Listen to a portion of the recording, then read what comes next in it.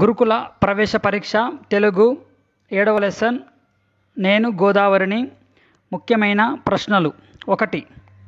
నేను గోదావరిని పాఠం ఉద్దేశం తెలంగాణ రాష్ట్రంలోని దర్శనీయ స్థలాల గురించి తెలియజేయడం. నేను గోదావరిని పాఠం ఉద్దేశము తెలంగాణ రాష్ట్రంలోని దర్శనీయ స్థలాల గురించి తెలియజేయడం.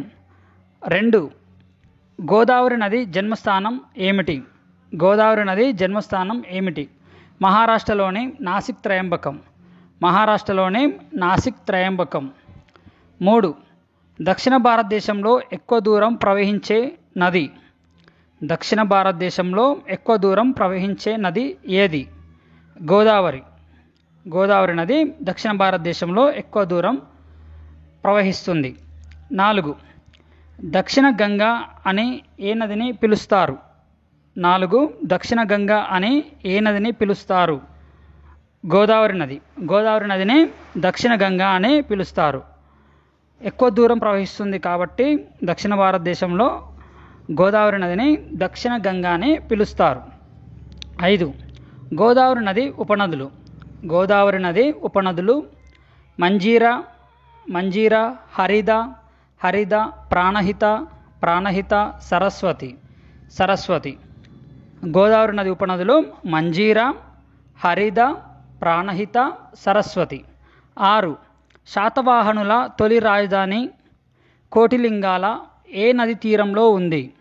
శాతవాహనుల తొలి రాజధాని కోటిలింగాల ఏ నది తీరంలో ఉన్నది? గోదావరి. శాతవాహనుల తొలి రాజధాని అయినటువంటి కోటిలింగాల గోదావరి నది తీరంలో ఉన్నది.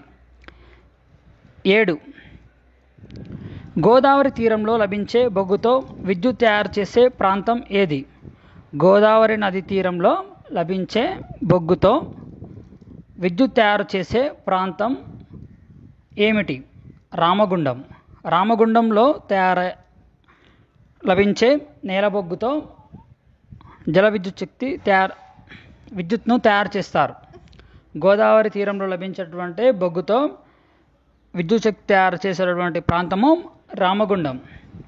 8. గోదావరి మీద పోచంపాడు దగ్గర కట్టిన ప్రాజెక్టు ఏమిటి? గోదావరి మీద పోచంపాడు దగ్గర కట్టిన ప్రాజెక్టు ఏమిటి? శ్రీరామ్ సాగర్ ప్రాజెక్ట్. గోదావరి నది మీద పోచంపాడు దగ్గర కట్టిన ప్రాజెక్టు శ్రీరామ్ సాగర్ ప్రాజెక్ట్. 9. గోదావరి నది ఏ కొండల గుండా ప్రవహిస్తూ ఆంధ్రప్రదేశ్లో ప్రవేశిస్తుంది? గోదావరి నది ఏ కొండల గుండా ప్రవహిస్తూ ఆంధ్రప్రదేశ్లో ప్రవేశిస్తుంది? పాపికొండలు. గోదావరి నది పాపికొండల గుండా ప్రవహిస్తూ ఆంధ్రప్రదేశ్లో ప్రవేశిస్తుంది. 10. గోదావరికి పుష్కరాలు ఎన్ని సంవత్సరాలకు ఒకసారి వస్తాయి? గోదావరికి పుష్కరాలు ఎన్ని సంవత్సరాలకు ఒకసారి వస్తాయి? 12 సంవత్సరాలకు ఒకసారి గోదావరి నదికి పుష్కరాలు వస్తాయి. గోదావరి నది తెల్లగా ఉంటుంది కాబట్టి ఏమని పిలుస్తారు? గోదావరి నది తెల్లగా ఉంటుంది కాబట్టి గోదావరి నదిని ఏమని పిలుస్తారు? తెలివాహ. తెలివాహ. గోదావరి నది తెల్లగా ఉండడం వల్ల గోదావరి నదిని తెలివాహ అని కూడా పిలుస్తారు. 12. ఆసియా ఖండంలో పెద్ద జాతర ఏమిటి? ఆసియా ఖండంలో పెద్ద జాతర ఏమిటి? సమ్మక్క సారక్క జాతర. సమ్మక్క సారక్క జాతర. 13. గోదావరి నది ఎక్కడ బంగాళాఖాతంలో కలుస్తుంది? గోదావరి నది ఎక్కడ బంగాళాఖాతంలో కలుస్తుంది? అంతర్వేది. అంతర్వేది. గోదావరి నది అంతర్వేది వద్ద బంగాళాఖాతంలో కలుస్తుంది. 14. భద్రాచలంలో రాముడి గుడిని ఎవరు కట్టించారు? భద్రాచలంలో రాముడి గుడిని ఎవరు కట్టించారు? రామదాసు. భద్రాచలంలో రాముని గుడిని రామదాసు కట్టించాడు. 15. గిరిజన పోరాట వనితలు ఎవరు? గిరిజన పోరాట వనితలు ఎవరు? సమ్మక్క సారక్క. 16. గోదావరి నదీ తీరంలో మొసళ్ళ సంరక్షణ కేంద్రము ఎక్కడ ఉన్నది? గోదావరి నదీ తీరంలో మొసళ్ళ సంరక్షణ కేంద్రము ఎక్కడ ఉన్నది? మంతని. మంతని. గోదావరి నదీ తీరంలో మొసళ్ళ సంరక్షణ కేంద్రము మంతని ప్రాంతంలో ఏర్పాటు చేశారు. గోదావరి నది పేరు మీద వెలసిన ఊరు. గోదావరి నది పేరు మీద వెలసిన ఊరు. గోదావరి కని. గోదావరి కని. గోదావరి నది పేరు మీద వెలసిన ఊరు గోదావరి కని. 18. మెగస్తనీస్ రచించిన గ్రంథం ఏమిటి? మెగస్తనీస్ రచించిన గ్రంథం ఏమిటి? ఇండికా. ఇండికా. 19. గాథా సప్తశతిని రచించిన రాజు ఎవరు? 19. గాథా సప్తశతిని రచించిన రాజు ఎవరు? హాలుడు. హాలుడు. 20. నరసింహ శతకంను రచించింది ఎవరు? నరసింహ శతకంను రచించింది ఎవరు? శేషప్ప. శేషప్ప. నరసింహ శతకంను రచించినది శేషప్ప. 21.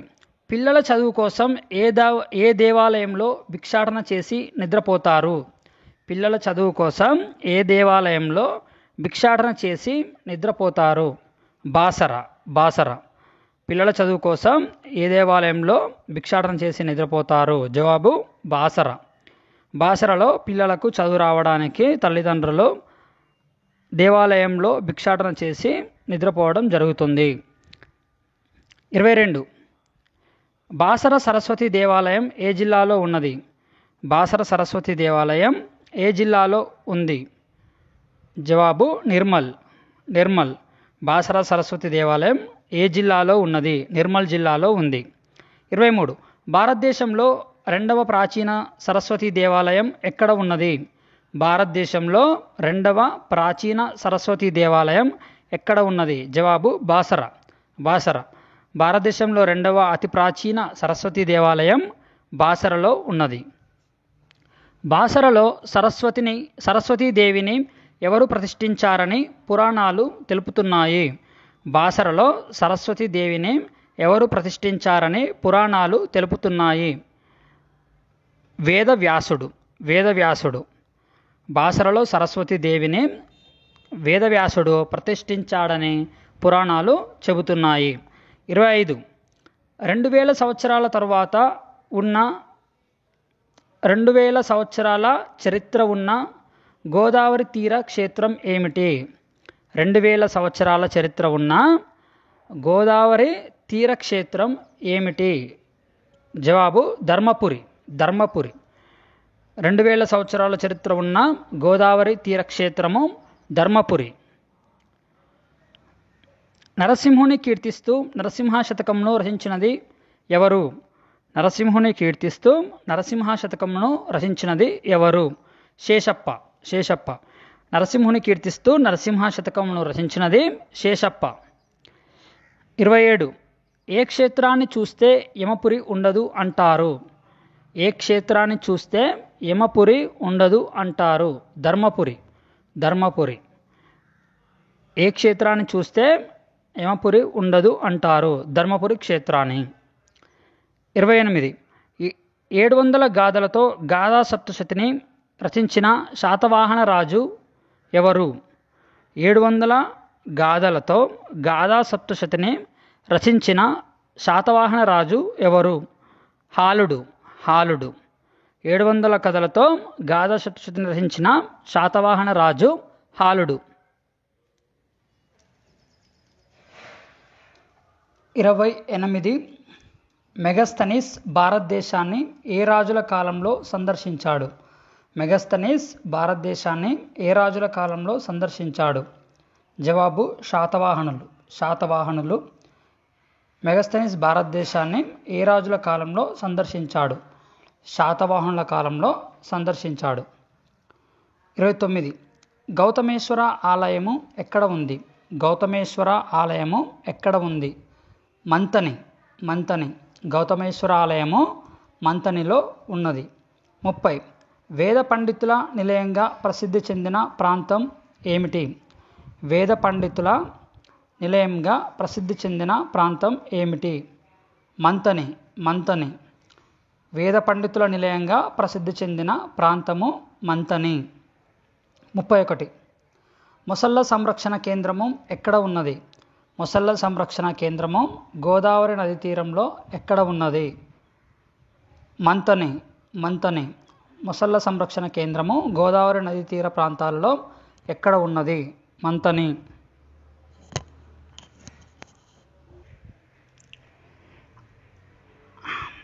గోదావరి నది ఉత్తరం వైపు ఏ ప్రాంతంలో ప్రవహిస్తుంది?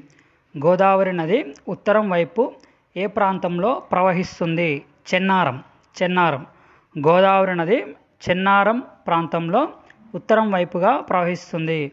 చెన్నారం ప్రాంతంలో గోదావరి నదిని ఉత్తర వాహిని అంటారు. చెన్నారం ప్రాంతంలో గోదావరి నది ఉత్తరం వైపుగా ప్రవహిస్తుంది కాబట్టి చెన్నారం ప్రాంతంలో గోదావరి నదిని ఉత్తర వాహిని అంటారు. అగస్తేశ్వర ఆలయము ఏ ప్రాంతంలో ఉంది? అగస్తేశ్వర ఆలయము ఏ ప్రాంతంలో ఉంది? చెన్నూరు. అగస్తేశ్వర ఆలయము చెన్నూరు ప్రాంతంలో ఉన్నది. ప్రాణహిత, సరస్వతి నదులు ఏ ప్రాంతంలో గోదావరిలో కలుస్తున్నాయి? ప్రాణహిత, సరస్వతి నదులు ఏ ప్రాంతంలో గోదావరిలో కలుస్తున్నాయి? కాళేశ్వరం. ప్రాణహిత, సరస్వతి నదులు కాళేశ్వరం ప్రాంతంలో గోదావరి నదిలో కలుస్తున్నాయి. త్రివేణి సంగమం అని ఏ ప్రాంతంను పిలుస్తారు? త్రివేణి సంగమం అని ఏ ప్రాంతంను పిలుస్తారు? కాళేశ్వరం. త్రివేణి సంగమం అనే కాళేశ్వరం ప్రాంతాన్ని పిలుస్తారు. ఒకే పానవట్టంపై రెండు శివలింగాలు ఉన్న ప్రాంతం ఏది? ఒకే పానవట్టంపై రెండు శివలింగాలు ఉన్న ప్రాంతం ఏది? కాళేశ్వరం. ముఖ్యమైన అర్థాలు. ప్రతిష్ట అంటే నిలుపుట. ప్రసిద్ధి అంటే ప్రతీతి అంటే ప్రసిద్ధి. ముక్తి అంటే మోక్షం. సోపతి అంటే స్నేహం. ప్రసిద్ధి అంటే ఖ్యాతి. వాహిని అంటే నది. త్రివేణి అంటే మూడు నదులు. సంగమం అంటే కలిసే చోటు. ఒళ్ళు అంటే శరీరం. పుష్కరం అంటే 12 సంవత్సరాల కాలం. పానవట్టం అంటే లింగపీఠం. వనిత అంటే స్త్రీ. తిలకిస్తూ అంటే చూస్తూ. ముఖ్యమైన వ్యతిరేక పదాలు. పుట్టిన వ్యతిరేక పదం గిట్టిన. పుట్టినకు వ్యతిరేక పదం గిట్టిన. ప్రాచీనానికి వ్యతిరేకం అర్వాచీనం.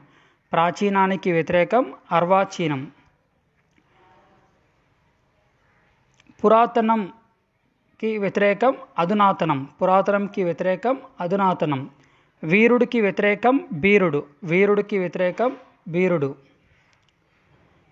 విశాలానికి వ్యతిరేకం ఇరుకు. ప్రతిష్టకు వ్యతిరేకం అప్రతిష్ట. ప్రవేశానికి వ్యతిరేకం నిర్గమనం. తొలికి వ్యతిరేకం మలి. 39. ప్రతి, ఆహా, అను, ఓహో మొదలైన పదాలను అవ్యయాలు అంటారు. ప్రతి, ఆహా, అను, ఓహో మొదలైన పదాలను అవ్యయాలు అంటారు. ఉదాహరణకు ఆహా భవనం ఎంత అందంగా ఉన్నది అనే వాక్యంలో ఆహా అనే పదము అవ్యయం. ప్రతిదినం నేను వ్యాయామం చేస్తాను అనే వాక్యంలో ప్రతి అనేది అవ్యయం. ప్రతి అనే పదము అవ్యయం. తల్లి పిల్లల్ని అనుక్షణం కంటికి రెప్పలా చూసుకుంటుంది.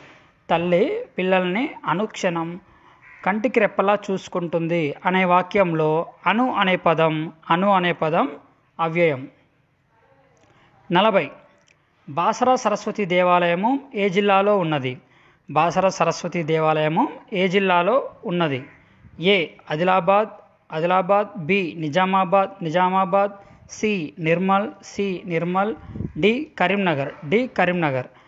జవాబు సి. నిర్మల్. సరస్వతి దేవాలయము నిర్మల్ జిల్లాలో ఉన్నది.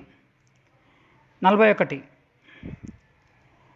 కాళేశ్వరం ప్రాజెక్టును ఏ నదిపై నిర్మిస్తున్నారు? కాళేశ్వరం ప్రాజెక్టును ఏ నదిపై నిర్మిస్తున్నారు? A Krishna, B Tungabhadra, C Godavari, D Ganga. జవాబు సి గోదావరి. కాళేశ్వరం ప్రాజెక్టును గోదావరి నదిపైన నిర్మిస్తున్నారు. 42. క్రింది వాణిలో అవ్యయ పదాన్ని గుర్తించండి. క్రింది వాణిలో అవ్యయ పదాన్ని గుర్తించండి. ఏ రాము, రాము, బి అతడు, అతడు, సి చదవడం, చదవడం, డి ఆహా, ఆహా. జవాబు డి ఆహా. 43. ఉత్తర వాహిని గోదావరి అని పిలువబడే ప్రాంతం. ఉత్తర వాహిని అని గోదావరిని ఏ ప్రాంతంలో పిలుస్తారు? ఉత్తర వాహిని అనే గోదావరి నదిని ఏ ప్రాంతంలో పిలుస్తారు? A Basara, Basara, B Chennur, Chennur, C Dharmapuri, Dharmapuri, D Manthani, D Manthani. B జవాబు చెన్నూరు, చెన్నూరు. ఉత్తరవాహిని అనే గోదావరి నదిని చెన్నూరు ప్రాంతంలో పిలుస్తారు. 44. కాళేశ్వరం ఒడ్డున ఏ ఏ నదులు గోదావరిలో కలుస్తాయి? కాళేశ్వరం ఒడ్డున ఏ ఏ నదులు గోదావరిలో కలుస్తాయి? A Penna Tungabhadra, Penna Tungabhadra, B Ganga Kaveri, Ganga Kaveri, C Pranahita Saraswati, Pranahita Saraswati, D Yamuna Saraswati, Yamuna Saraswati. జవాబు సి ప్రాణహిత సరస్వతి. కాళేశ్వరం ఒడ్డున సరస్వతి, ప్రాణహిత నదులు గోదావరిలో కలుస్తాయి. ఈ 3 నదులు కలుస్తున్నాయి కాబట్టి కాళేశ్వరం ప్రాంతాన్ని త్రివేణి సంగమం అంటారు. 45. కరీంనగర్ జిల్లాలో ఏ పుణ్యక్షేత్రం ఉన్నది? కరీంనగర్ జిల్లాలో ఏ పుణ్యక్షేత్రం ఉన్నది? A Bhadrachalam, Bhadrachalam, B Basara, Basara, C Dharmapuri, Dharmapuri, D Kaleshwaram, Kaleshwaram.